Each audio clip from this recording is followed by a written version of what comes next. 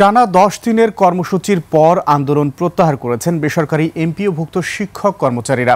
বাড়ি ভাড়া ভাতা 15% বৃদ্ধি করে প্রজ্ঞাপন জারির পর শ্রেণীকক্ষে ফেরার সিদ্ধান্ত নিয়েছেন তারা। আর বাকি দাবিগুলো আদায়ে সরকারের সঙ্গে আলোচনা চলবে বলে জানান শিক্ষক নেতারা। এর আগে সচিবালয়ে শিক্ষা উপদেষ্টা জানান, শিক্ষকদের জীবনমান উন্নয়নে রাষ্ট্রের সচেষ্ট থাকা দরকার। বিস্তারিত হাকিম মাহির রিপোর্টে।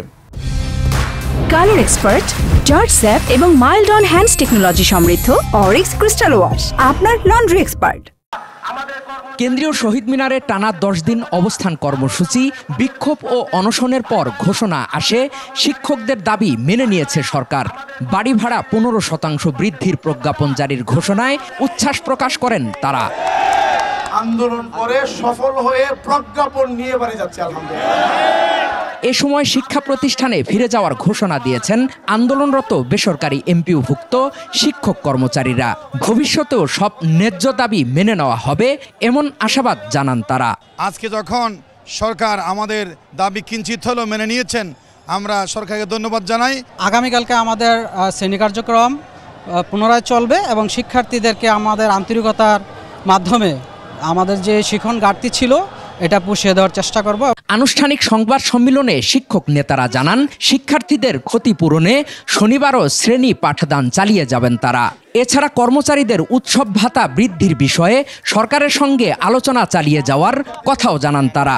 আমাদের সন্তান, তাদের আমরা কোনো ক্ষতি করতে চাই না। আমাদের কষ্ট হইলেও আমরা শনিবার বুলুক খোলা রেখে তাদের এই যে 8 দিন কেন্দ্রীয় শহীদ মিনারে শিক্ষকদের সঙ্গে আনন্দ ভাগাভাগি করে নেন জাতীয় নাগরিক পার্টির দক্ষিণাঞ্চলের মুখ্য সংগঠক হাসনাত আব্দুল্লাহ। এ সময় বলেন, শিক্ষকদের দাবি ন্যায্য, তাদের সম্মান রক্ষা করা সরকারের দায়িত্ব।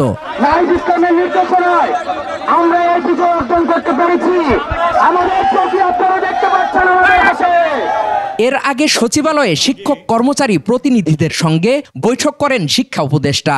পরে সাংবাদিকদের জানান, এমপিওভুক্ত শিক্ষক কর্মচারীদের বাড়ি ভাড়া মূল বেতনের 15% করার সিদ্ধান্ত নিয়েছে অন্তর্বর্তী সরকার, যা কার্যকর হবে 2 ধাপে।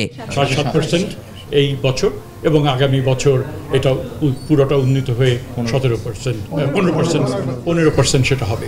শিক্ষা উপদেষ্টা আরো বলেন, শিক্ষকরা আরো অধিক সম্মানের দাবিদার, তাদের জীবনমান উন্নয়নে রাষ্ট্রের সচেষ্ট থাকা দরকার। আমরা আশা করি পরবর্তীকালে সরকার যারা গঠন করবেন, এই যে ধারাবাহিকতা, এই প্রেক্ষিতে শিক্ষার্থী আরো উত্তরোত্তর তারা অন্যান্য সুযোগ সুবিধাও তারা এটা দিতে তারা অপারগ হবেন না এবং এই ধারাবাহিকতা তারা বজায় রাখবে। হাকিম মাহি, 21 টেলিভিশন, ঢাকা।